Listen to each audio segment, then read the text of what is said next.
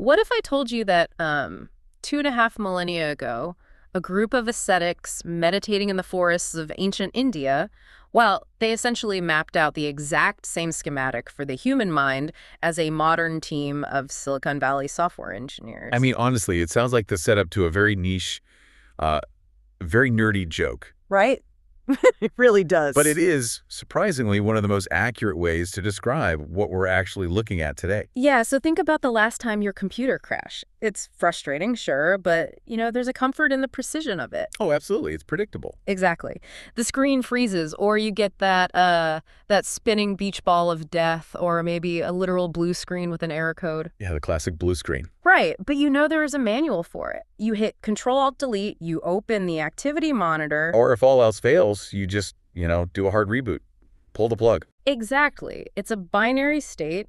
The machine is either functioning or it's broken. And if it's broken, there is a literal physical sequence of logic gates that cause the failure.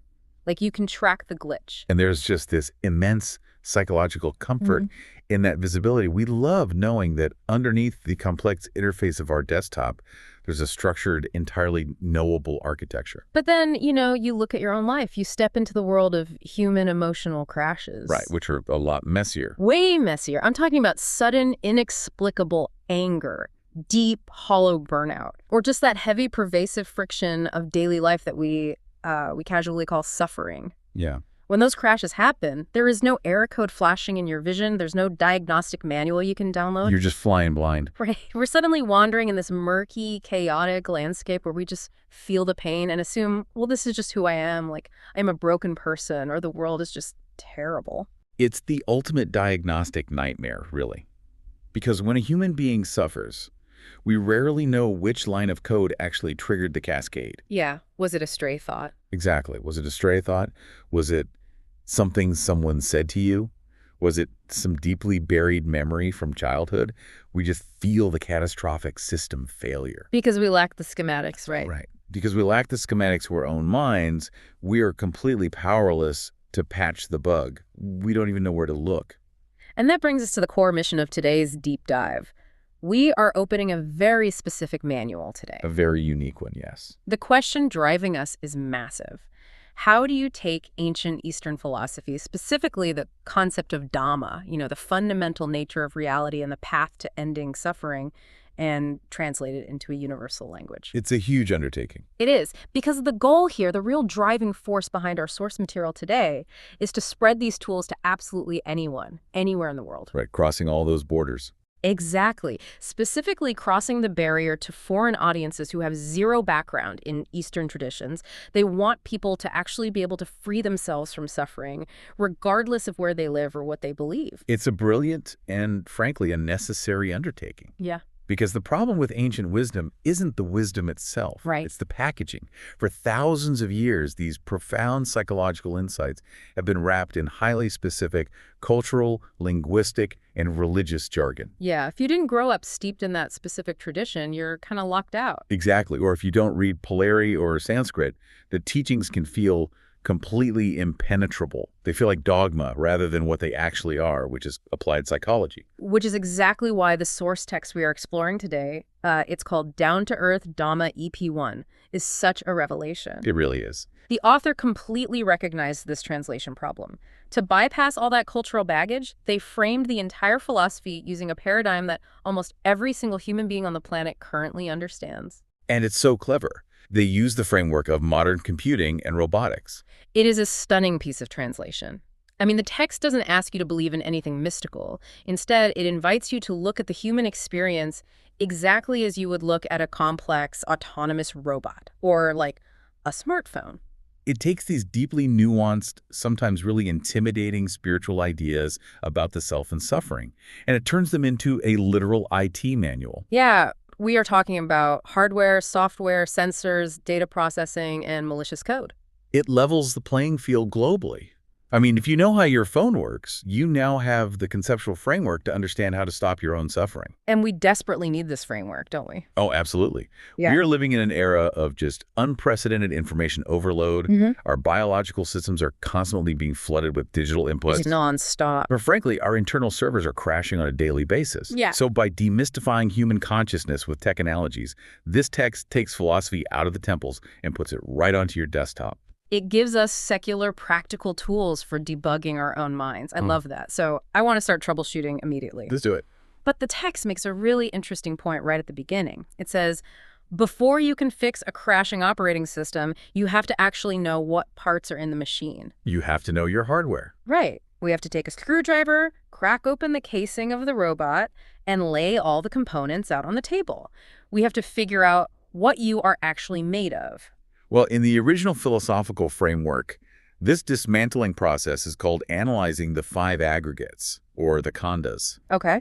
But sticking strictly to our IT manual analogy, this is the process of taking inventory of the hardware and software components that, when they're all assembled together, create this really powerful illusion of a user. Okay, let's unpack this. Let's pull the machine apart piece by piece. First up on the workbench, we have the body. Right. The ancient text calls this rupa. And the analogy here is incredibly straightforward, honestly. Your body is just the physical hardware. It is the tangible material machine, the chassis, the casing of the robot. We're talking about the meat suit, right? The skin, the bones, the blood, the lungs. Exactly, the wheat suit. It is the physical monitor you're looking out of, the mechanical keyboard of your vocal cords, the silicon chips of your gray matter, just everything that has mass and takes up physical space. Yes, and it's vital to recognize it purely as hardware, completely devoid of inherent identity. What do you mean by that? Well, think about a computer tower sitting on a desk. The aluminum case, the internal fans, the motherboard, they don't possess a personality. They are just a vessel. Right, they're just metal and plastic. Exactly. The hardware requires maintenance. It needs a constant power supply. It needs cooling, and it is inherently fragile. But if you scratch the aluminum casing, you haven't damaged the core identity of the programs running inside. See, but here's where the tech analogy starts to feel a little bit strange to me. How so? Because if I drop my laptop and the screen cracks, well, it's just broken. I have to go buy a new screen. But my hardware, it actually heals itself. Ah, right. If I cut my arm, the skin knits back together. It feels much more deeply integrated with me than a piece of aluminum. Doesn't that biological imperative to survive make it more than just hardware? That's a very sharp distinction to draw for sure. But let's look closer at how it heals. Your body heals through automated cellular programs that you do not consciously control. Oh, wow. I didn't think about it like that. Yeah, you don't have to sit there and think, okay, white blood cells deployed to the laceration on my left index finger. Right, right. It just does it. It happens mechanically in the background. It's exactly like an automated disk defragmentation or a background virus scan on a computer. Yeah. The fact that the hardware is organic and self-repairing doesn't make it the self. It just makes it a really good machine. It just makes it an incredibly sophisticated carbon-based machine. Ah. And more importantly, despite its self-repair protocols, this hardware has a built-in obsolescence. It degrades over time. Yeah, parts fail. Exactly. That decay is simply what we call aging and sickness. That is a harsh but incredibly clear way to look at it. Okay, so the body is the organic hardware casing.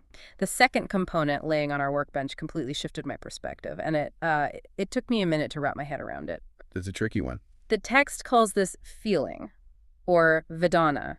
Now, normally, if you ask me what a feeling is, I'm going to describe a complex human emotion. Of course, that's how we use the word. Right. I'm going to talk about the nostalgia I feel when I smell a certain perfume, or the existential dread of a Sunday evening, or, romantic heartbreak. But the source text draws a massive line in the sand here. It has to.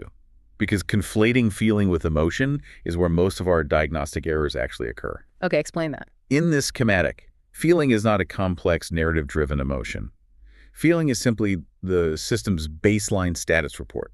It is the most primitive algorithm running in the machine. So it's basically a binary output, isn't it? Trinary. Trinary, okay. Whenever the hardware encounters any data input whatsoever, this specific component instantly tags that data with one of 3 fundamental labels: pleasant, unpleasant, or neutral. And that is the entire extent of its job. So it's literally just green, red, or gray. Precisely. They connect it back to software engineering. Imagine the basic error and success codes that run constantly in the background of any application. Like when a web page loads. Right. A ping goes out to a server, the response comes back. The system instantly generates a green check mark for success, a red warning triangle for failure, or a gray circle for a neutral, non-actionable response. Okay, let me see if I can map this onto a real physical action and make sure I get it. Go for it. If I accidentally touch a hot stove, my organic hardware, my hand detects extreme temperature. It sends a signal up the nervous system. Yep. And this feeling component, the status report system, instantly flashes a giant red warning triangle in my consciousness. It says, dislike, pain, unpleasant. Exactly. And conversely, if you take a bite of perfectly ripe strawberry, the chemical sensors in your hardware send a signal, and the status report flashes a green check mark, like pleasure. What's so wild about this is how unromantic it is. Very unromantic. I mean, the status report isn't writing a poem about the strawberry. It's not remembering the summer I picked strawberries with my grandmother. It's literally just a mechanical indicator light saying, status, favorable input. Because the poetry, the memory, the dread, that complexity doesn't exist at this level of the architecture. It comes later. Exactly. This level is strictly an automated, instantaneous tagging system driven by evolutionary survival. We evolved the red unpleasant tag so we wouldn't let our hands burn to a crisp on a hot stove. Right. And we evolved the green pleasant tag so we would consume calorie-dense sugars like strawberries to survive. It is purely mechanical triage. Okay, that makes perfect sense. The hardware exists, and the status report flags the inputs as good, bad, or neutral. Let's move to the third component, memory. The text calls this SANA, and the IT equivalent here is the hard drive. The storage array, yeah. Right. This component's sole function is to store raw data and to provide interpretation for incoming data based on past files. It's your database. And the source gives some fantastic examples of how this works. It's the part of your system that allows pattern recognition. Like, it sees an arrangement of visual data shapes, colors, shadows, and the hard drive instantly matches it to a file labeled mom. Exactly. Right. Or it detects a specific acoustic frequency, searches the database, and matches it to a sound file labeled ambulance siren. Right. It is exactly like a database query. A new, unidentified piece of data enters the system. The system immediately asks the hard drive, have we encountered this before? What is this? And it just returns whatever it finds. The hard drive scans its massive archives of past experiences, finds the closest match, and returns a label. It says, this chemical compound in the air equals the smell of fried rice. But wait, hard drives can get corrupted? Oh, heavily. Does this mean our memory component can feed us bad data? All the time. Think about legacy code in an old software program. Sometimes the database pulls up a file that is completely obsolete. Give me an example of that. Well, for instance, if you were bitten by a large dog when you were a toddler, your hard drive stored a file connecting the visual data of dog with the status report of severe pain or danger. Oh, I see where this is going. 20 years later, you see a golden retriever puppy. This visual data comes in. The query goes to the hard drive. And it pulls up the old file? Exactly. The hard drive pulls up that old corrupted file and insists this is a lethal threat.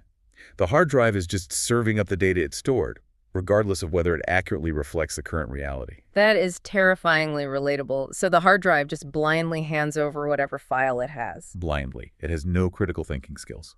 Which brings us to the fourth component. And from what I understand from the text, this is the troublemaker. This is definitely the troublemaker. This is where things get intensely active. The source calls it thought, or sankara. In our IT manual, this is the processing program, the central processing unit, the active software. This is the engine of human complexity. It is the narrative generator. Up until this point, if you notice, all the components have been relatively passive. Yeah, hardware just sits there. Right. The status report just flashes a color, the hard drive just holds files in a dark room. But the CPU, the thought component, is the active agent that takes all those passive pieces, synthesizes them, and writes new code on the fly to dictate your behavior. Walk me through exactly how the CPU does that. How does it take a green light or a red light and turn it into the massive mess of human emotion? Let's use the strawberry example again. The hardware tastes the strawberry. Okay. The hard drive identifies it. Yeah. This is a strawberry. We have eaten this before. The status report flashes green. Pleasant. Everything is fine so far. Right. But now the CPU boots up. It takes that green, pleasant signal and begins actively generating a script. It writes, "This is delicious. I want more of this. In fact, I deserve more of this." Oh, it starts making demands. Exactly. I should go to the store and buy a whole box. If they are sold out, I am going to be extremely annoyed. Wow. So the CPU took a completely neutral event, just the sensation of sugar on a tongue, and spun it into a whole dramatic narrative about desire, future actions, and potential disappointment. Precisely. The CPU is what creates the story. It spins raw data into an active experience of desire or fear or anxiety. So anxiety is just the CPU running amok. Anxiety, for example, is just the CPU running endless predictive loops. It's combining old files from the hard drive with the red unpleasant status report and projecting terrifying scenarios into a hypothetical future. I really want to hammer this distinction home because I think it's the crux of why we suffer. It is incredibly easy to confuse the hard drive, which is memory, with the processor, which is thought. They feel like the same thing when they are happening in your head. They really do. They are intimately linked, but understanding the difference is absolutely crucial for debugging. Think of the hard drive as a massive, dusty filing cabinet. The files inside it have no agency. They cannot do anything on their own. So the file labeled trauma from a past breakup is just inert data. Yes, it is literally just text on a page sitting in a folder. It can't jump out of the cabinet and hurt you. Exactly. But the processor, the active software, is the reader of the files. When something reminds you of your ex, the processor pulls that file out of the cabinet, reads the painful data, looks at the red status report, and then the processor writes the active malicious script. Like, I'm unlovable. I will always be alone. I should text them right now. Yes. The processor is the active voice in your head making you suffer. That makes perfect sense. The hard drive holds the embarrassing photo from high school. The processor is the voice actively writing the cruel comment underneath it in real time. That is a perfect way to put it. But wait. None of this machinery works in a vacuum. A computer with a motherboard, a hard drive, and a CPU doesn't do anything unless you plug it into the wall. It needs power. Right. And that brings us to the fifth and final component, awareness, or vina. The text calls this the electricity. And this might be the most profound and honestly the most mysterious part of the entire schematic. How so? Without the electrical current to bind the system together, to connect the hardware to the hard drive and to power the CPU, the robot is just a dead assemblage of parts sitting on a table. It's the power supply. It's the sheer capacity to know or perceive that an input is happening. If there's no baseline electrical hum of awareness, the status report can't flash, the CPU can't compute. Think about being under general anesthesia. Oh, that's a good example. Your hardware is still there on the operating table. Your hard drive of memories is still fully intact in your brain. But the anesthesiologist has temporarily interrupted the electrical current of awareness. Right, you're just out. Without that current, there is no experience. There's no processing. The system is entirely offline. Awareness is the fundamental energy that allows all the other components to interact. Okay, so we have the 5 parts laid out on the table. Hardware, status report, hard drive, processor, and electricity. I'm looking at this schematic, and I feel like I'm missing something really obvious. What's missing? Where is the user in this diagram? Where is the permanent, unchanging me that owns this computer? That is the multi-million-dollar philosophical question. Look closely at the parts we just laid out. Is the self the hardware? Well, no, because the casing changes completely from childhood to old age, yet you still feel like you. Right. Is the self the status report? No, pleasure and pain flash and fade constantly. Exactly. Is it the hard drive? Memories change and degrade. Is it the processor? My thoughts are completely chaotic and rarely under my control. So where are you? It's the ship of Theseus problem, isn't it? If you take a ship and slowly replace every single wooden plank over time, is it still the same ship? In this case, if none of the individual parts are me, then do I not exist? Let's go back to the tech analogy. Yeah. If you take a computer apart, you put the monitor in the garage, you put the hard drive in the kitchen, the CPU on the roof, and you unplug the power cord. Is it still a computer? No, it's just a pile of electronics scattered around my house. Exactly. The computer only exists as a temporary emergent phenomenon when all those specific parts are connected and interacting in real time. The text is pointing to a really radical truth here. What is it? The self, the me that gets so easily offended, the me that demands respect, the me that stresses over the future, is an illusion. It is a localized, temporary network of data processing. That is Wow. It's incredibly humbling. It feels almost destabilizing at first to realize you are just a network of processes. It can be scary to think about. But the more I think about it, it's also incredibly freeing. If I'm not a rigid, permanent thing, then I don't have to defend this ego so aggressively. That is the core liberation of the Dhamma, translated right into our tech manual. The moment you stop clinging to the illusion of a permanent user, you stop suffering when the system inevitably fluctuates. Okay, I'm with you. We have the internal components mapped out. But here is the next logical problem. Lay it on me. A fully assembled computer sitting in a dark, soundproof room with no inputs doesn't do anything. It just idles. The CPU has nothing to process. It's just waiting for data. Exactly. How does this human robot actually interface with the universe to gather the data that causes all these internal programs to run? To answer that, we have to move from the internal components to the external interfaces. Okay. In the ancient framework, these are called the six sense spaces, or the ayatanas. In our IT manual, we are looking at the external sensors mounted on the chassis of the robot. This is how the system navigates and ingests reality. I love how mechanical this part of the text is. It strips all the magic away from human perception. The text identifies 6 specific sensors. Now, the first 5 are the physical ones we all know, but framing them as tech hardware really changes how you think about them. Let's start with the eye. The text describes this purely as a high-definition video camera. It is a pure optical sensor. Yep. The eye itself does not know what a sunset is. It doesn't. No. It doesn't know what a human face is. It is simply a lens capturing photons, light waves, and color spectrums and converting them into electrical data to send to the CPU. So it's just a raw, unedited video feed. Absolutely raw. Second, we have the ear. This is the system's microphone, designed to pick up audio frequencies. And this is where the text makes a point that I think is fundamentally life-changing. It's a huge point. It notes that the microphone picks up insults and compliments completely equally. To the hardware, they're the exact same thing. Think about the physics of it. When someone looks at you and says, "You are brilliant," or they look at you and say, "You are worthless," what is actually happening in physical reality? Just air moving. Exactly. They are expelling air from their lungs, vibrating their vocal cords, and sending invisible pressure waves through the oxygen between you. Those waves hit a small membrane inside your ear, causing it to vibrate. Great. It's just acoustics. The microphone has no opinion on the content of the data. It does not feel joy at the compliment, and it does not weep at the insult. It simply records the decibels and the frequencies perfectly. The suffering we experience from an insult does not happen at the sensor level. That is wild to think about. When my boss yells at me, my ear isn't experiencing emotional trauma. It's just efficiently recording the sound waves. The trauma is added later by the software. Always later. Okay, moving on. Sensor 3 is the nose. This is the molecular detector. It captures airborne chemical. A chemical analyzer, yeah. Right. It detects the molecular structure of a rose or the molecular structure of rotting garbage.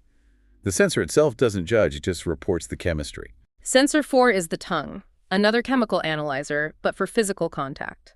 It reports the chemical composition of the fuel you are putting to the machine: salty, sour, sweet, bitter, umami. Very literal. And sensor 5 is the body, the tactile sensor network spread across the casing. It monitors temperature, pressure, and physical impacts, letting the system know if the casing is freezing, burning, or being damaged. These 5 sensors represent the physical ports through which the external universe streams data into your system. But the text lists 6 sensors. The 6th one is the mind. Now, this initially confused me. The first 5 are clearly external sensors facing outward into the world. But the mind is an internal sensor. How does that work? It's an internal-facing lens. Is it like opening the task manager or the activity monitor on your computer to watch the background programs running? That is the perfect analogy, honestly. The physical sensors scan the environment outside the casing. The 6th sensor, the mind, scans the environment inside the system. It is the internal dashboard. When your hard drive pulls up a memory, or when your CPU starts running an anxious loop of thought, you are aware of it, right? Yeah, I can feel my own thoughts racing. But what is doing the feeling, what is doing the observing, is the mind sensor. It reads the internal data generated by the software just as clearly as the eye reads light. So it's a sensor whose entire job is just to watch the software run. Exactly. And here is the crucial takeaway from this section. The real, why it matters paradigm shift. Let's hear it. Absolutely.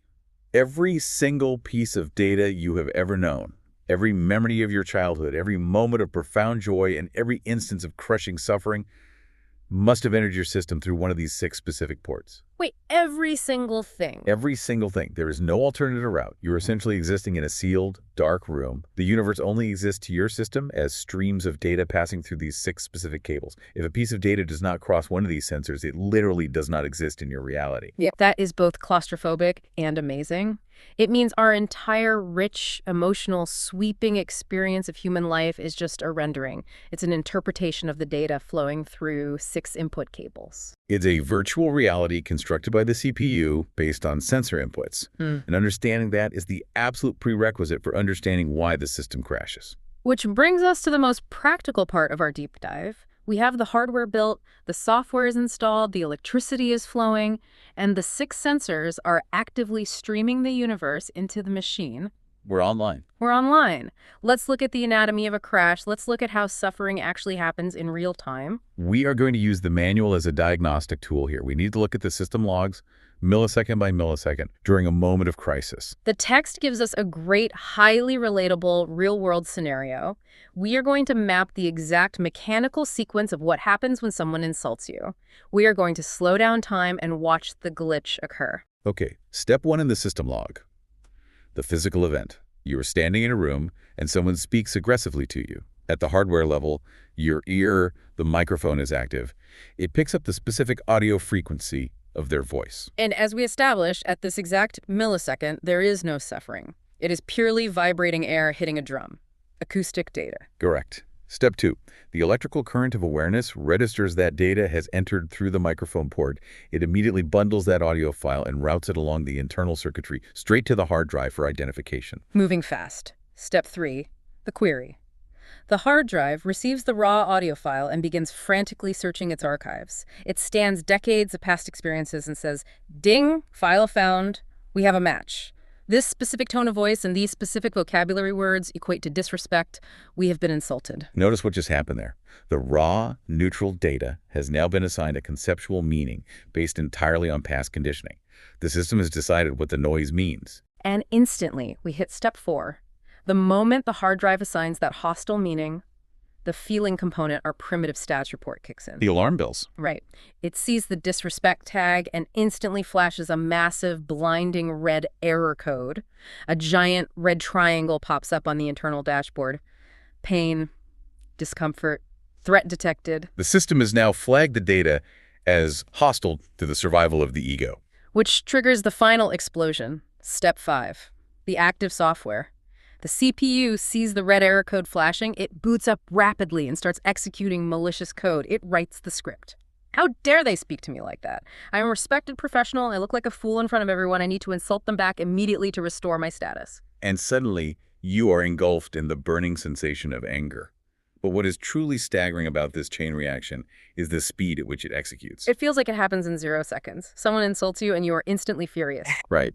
Because the processing speed of the human nervous system is so incredibly fast, we suffer from an optical illusion of time. The 5 steps happen in a fraction of a millisecond. Because it's so fast, the CPU convinces us that the experience is one solid, indivisible block of reality. We think I am angry. Exactly. We fuse our entire identity with the final output of the script. But the reality, according to this manual, is vastly different. The truth isn't I am angry. The truth is a highly mechanical sequence. A microphone recorded a frequency, a hard drive found a historical match, a primitive status light flashed red, and an automated software script ran a defense protocol. You didn't get angry. A program just executed. Let that sink in. A program just executed. This completely shifts the paradigm for me. If I can train myself to actually see that code running in real time, doesn't it completely neutralize the poison of the insult? That's the goal. It stops being a spiritual attack against my soul. It stops being a defining moment of my worth. It just becomes, well, corrupted data flowing through a circuit. It's just bad input. You have hit on the exact mechanism of liberation. Yes. The moment you step back and observe the machinery operating, you decouple your identity from the error code. It's exactly like dealing with a laptop. If you are writing a document and Microsoft Word suddenly freezes and crashes, you might be annoyed that you lost your work. But you don't take it personally. No, you don't. You don't sit there thinking, my computer hates me, my computer is out to destroy my life. You know, it's just a memory leak or a software conflict. You recognize it as a mechanical failure of the system. You have objective detachment. And the entire goal of this philosophy, especially when adapted for a modern global audience, is to teach you to treat your own emotional crashes with that exact same objective detachment. Okay, but this is where I really struggle. In theory, sitting here having a fascinating conversation, it sounds beautiful, but let's bring this down to earth. Let's say tomorrow morning, I'm driving to work, I'm already stressed, and someone aggressively cuts me off in traffic and almost causes a wreck. Classic scenario. Right. My heart rate is going to spike to 140. Adrenaline is going to flood my hardware. My status report is going to flash red so brightly it blinds me. And my CPU is going to scream, honk the horn, and chase them down. A total system overload. Exactly. How on earth does a tech analogy help me patch the software when I'm practically foaming at the mouth? That is the ultimate stress test of the philosophy. A manual is useless if it only works when the machine is turned off. And that leads us to the final and most crucial section of our deep dive, debugging the mind. Let's hear it. How do we move from diagnosing the glitch to actually applying a software patch in the heat of daily life? The source text outlines 6 highly practical, actionable methods. These are the actual tools we can use. Let's walk through them.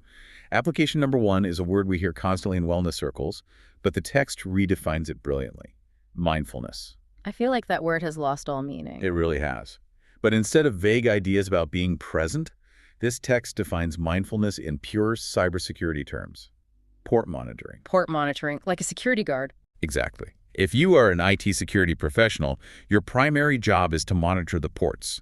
You watch the data packets entering and exiting the network to ensure no malware gets through.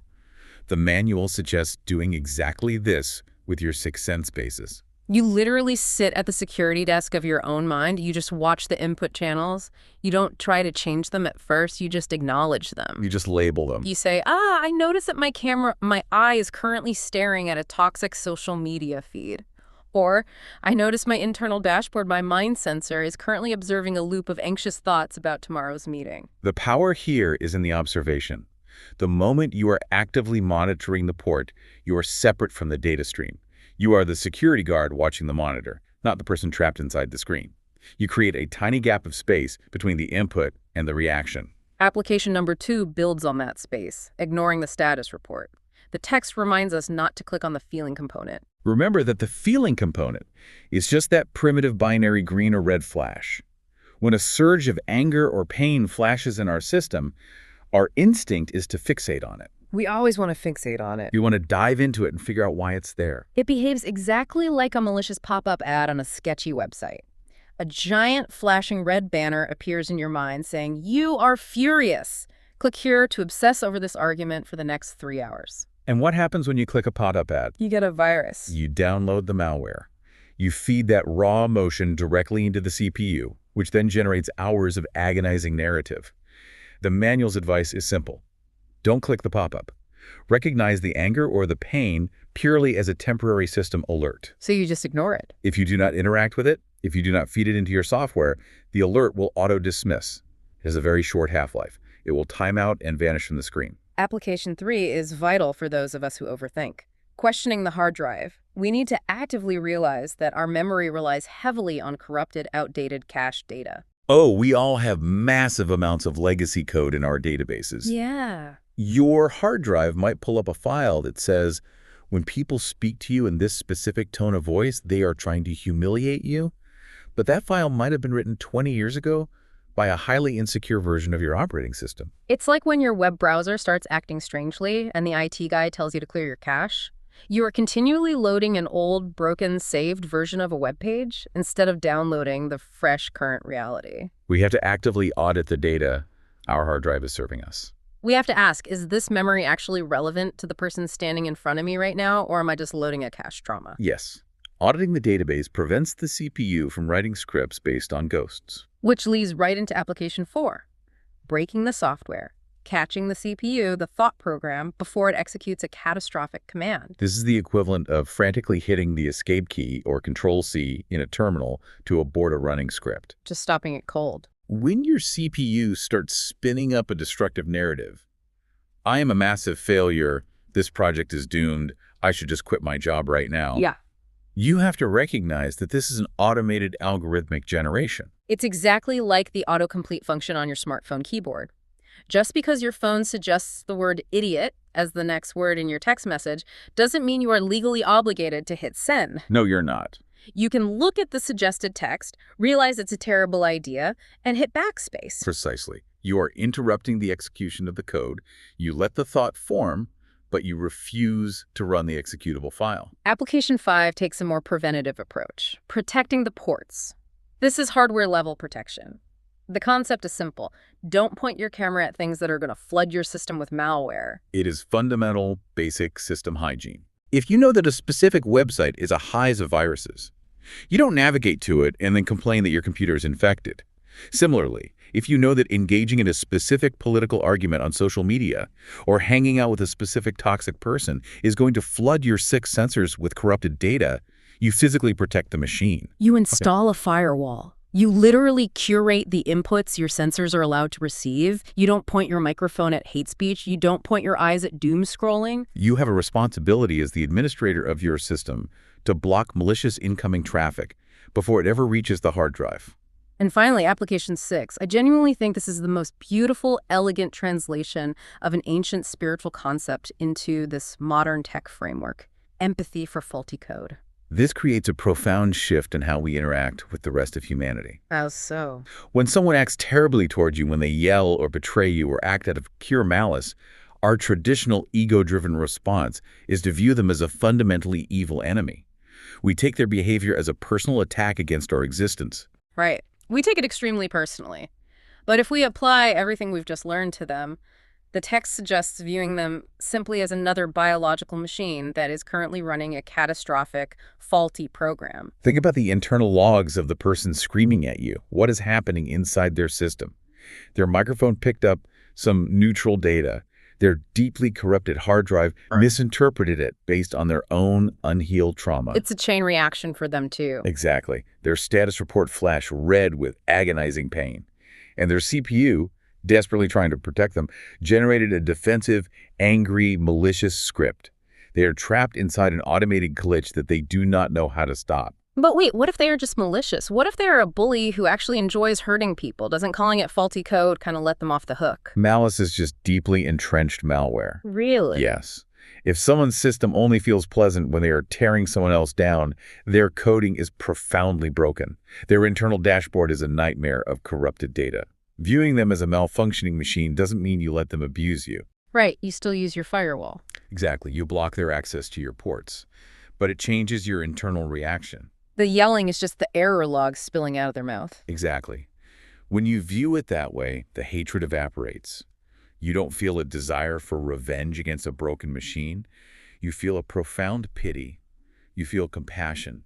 You recognize that their system is malfunctioning and causing them immense internal suffering, even if they don't realize it. I see now how this answers my earlier question about road rage. The practice isn't about perfectly stopping the anger when a car cuts you off. The practice is the debugging itself. You don't wait for a catastrophic server fire to start learning how to read the error logs. You practice this in the tiny, mundane moments of friction. Like when your internet connection drops for 10 seconds. Or when someone takes too long ordering their coffee in front of you. You run small diagnostic drills. My eyes see the slow customer. My hard drive says this means I'll be late. My status flashes red annoyance. My CPU says sigh loudly. And you practice hitting the escape key on the sigh. Yes. You build the administrative muscle memory so that when a massive spike of toxic data hits your system, like a major life crisis or an aggressive confrontation, your internal monitor is already trained to step back and say, "Warning? Severe error code detected," initiating diagnostic mode instead of retaliation mode. By consistently viewing your own anger and the anger of others as a program error, you insulate your core from the damage. Which is the overarching takeaway of the manual. If we actually do this, if we practice these debugging steps daily, our entire relationship with the world shifts on a fundamental level. We stop being helpless victims of our own automated programming. We become the administrators of our own systems. And that is the entire reason it was translated into this universal language, so anyone around the world can do it. The true genius of down-to-earth Dhamma EP1 is its ultimate pragmatism. I mean, the goal of this knowledge isn't to become a highly credentialed master of Buddhist theory. No, not at all. The goal isn't to retreat to a cave or memorize ancient Pali texts. The goal is to be, as the text implies, smart at living. It is an entirely secular, practical toolkit. By breaking down profound teachings into this modern framework, absolutely anyone, regardless of their background or beliefs, can learn to reduce their clinging to the concept of the self. Because when you look at the table, the self is just a temporary aggregate of interacting components. The text highlights a final, beautiful transformation that occurs when you apply this practice consistently over time. It says the practice shifts you from being a player in the game to the observer watching the screen. This is the ultimate paradigm shift in human consciousness. Think of a fully immersive virtual reality game. Okay, I'm picturing it. When you are the player, fully locked into the headset, you believe the simulation is reality. Every monster that jumps out is terrifying. Every point of damage your avatar takes feels like a personal wound. Your heart rate spikes, you sweat, you suffer immense stress. Because you genuinely believe that you are the avatar. Precisely. But when you become the observer, it is like taking the VR headset off and stepping back to just watch the monitor. The game is still running, though. The game is still running. The physics of the simulation haven't changed. The monsters are still on the screen. The avatar still occasionally takes damage. But your physiological reaction is completely different. You realize it is just pixels rendering on a screen. It is just flowing data. The heavy, crushing boulders of daily suffering, the stress, the insults, the failures, turn into mere digital smoke. And that smoke dissipates the moment we stop actively feeding the software with new commands. When we stop trying to fight the data and just let it process and pass through the system's ports. The machinery of your life will continue to operate. Your biological hardware will age. Your sensors will continue to receive painful inputs from a chaotic world. But you will no longer be crushed by the machinery. Exactly. You discover a profound peace that exists entirely independent of the data stream. Which leaves me with one final lingering thought. Something for you to mull over today as you go about your life. We spent this entire time taking apart the robot. We've completely dismantled it. We've mapped the internal circuits, the hard drives, the sensors, and the software. We know exactly how the machine operates. But consider this. If your physical body is just the organic hardware, if your feelings are just automated status reports flashing green or red, if your memories are just files stored in a dusty cabinet, and if your thoughts are just pre-written software scripts running on an endless loop, then who or what is the user sitting in the chair, quietly observing the screen? A truly profound mystery to leave unsolved for now. Good luck observing your own life software today. Keep your sensors clean, don't click the malicious pop-up ads, and we'll catch you on the next deep dive.